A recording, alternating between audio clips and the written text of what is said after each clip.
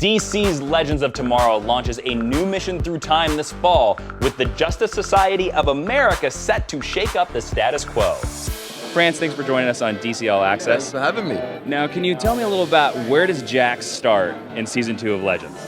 So where we left off in Season 1, Jax and Stein, they've bonded now. They're more of a simpatico team. Yeah. And we've got these new powers that we kind of discovered in the finale. So we've got the transmutation now, which I was super excited about.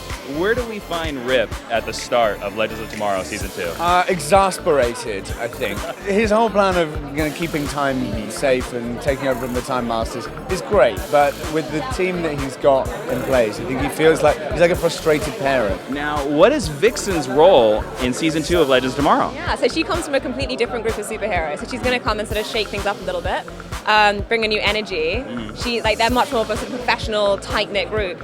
So they come in and it's a bit like, what's going on? But she joins them and yeah, it's going to be a good ride. So can I ask, are you saying that Vixen is a part of the Justice Society of America? Yeah, that is right. She's one of the key members. So, and there's some other really exciting ones you're going to meet from there as well. Dominic, thanks for joining us on DC All Access. Of course. Thank you. Where do we find Heatwave when Season 2 of Legends starts? Drinking beer and eating donuts.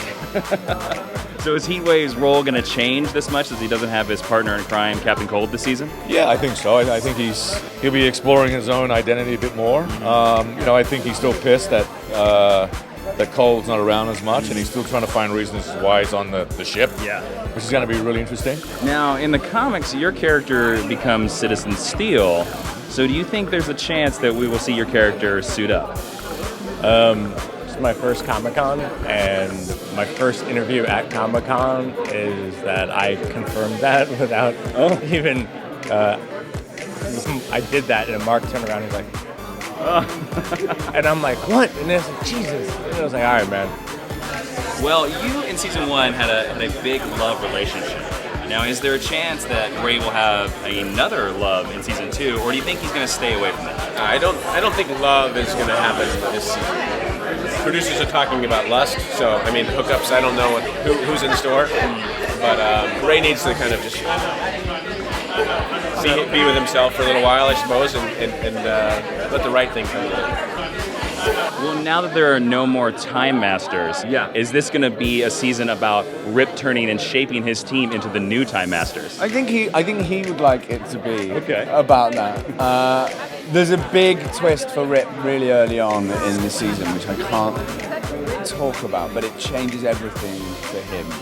This season is crazy. What I've read so far is so amazing. Like I'm a massive comic book nerd, and every time I'm like flipping through the pages of the script, I'm like, oh, we're actually doing this. This is crazy. So it's a lot of fun, and we meet the JSA, and we've got some new heroes coming on board. So it's a fun time.